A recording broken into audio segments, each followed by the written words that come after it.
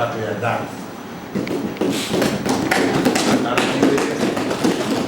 Basi kama hatutafika kwenye 100% ya bajeti yetu, basi walau tufike hata kuanzia 90%, 95%, 96%.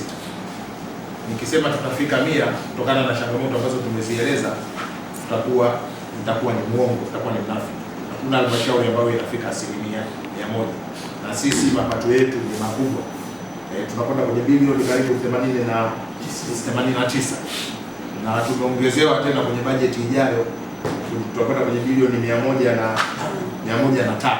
Kwa hiyo tuna kibarua kizito, lakini pamoja na kibarua hicho bado tunaendelea kuweka mbinu na mikakati itakayotuwezesha kwenye mwaka huu kwenda zaidi kimapato, lakini mwakani tutakapoanza Julai basi pia tuweze kukusanya zaidi, na hivyo itusaidie kutekeleza miradi yetu mingi ya maendeleo, na hasa ile inayotokana na makusanyo ya mapato ya ndani. Sisi kama wawakilishi wenu, kamati ya fedha, ipo kazi tunaifanya na tutaendelea kuifanya.